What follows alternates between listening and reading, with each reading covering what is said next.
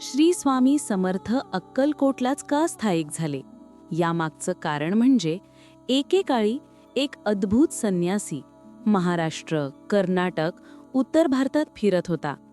अंगावर साधा भगवा वस्त्र, डोळ्यात तेज आणि वागण्यात अलौकिक सामर्थ्य. लोकांना तो साधा फकीर वाटायचा, पण त्यांच्या दर्शनाने मनात अद्भुत शांती पसरायची.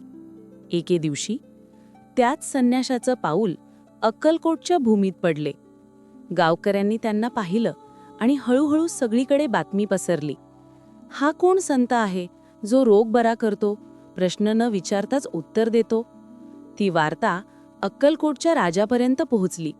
राजा मल्हारराव भोसले स्वतः त्या तेजस्वी संन्याशाकडे गेला. नतमस्तक होऊन म्हणाला, स्वामी, आपण कोण? आपल्या दर्शनाने माझं मन प्रसन्न झालं. त्यावेळी ते हसले आणि फक्त एवढंच उच्चारले, श्री स्वामी समर्थ. राजा मोहून गेला. त्याने विनंती केली, स्वामी, कृपा करून अक्कलकोटमध्येच राहा.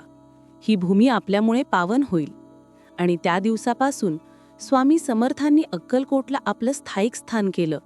तिथे त्यांनी भक्तांचे दुःख दूर केले, रोग बरे केले आणि सर्वांना दत्तात्रेयांच्या अवताराचे दर्शन दिलं.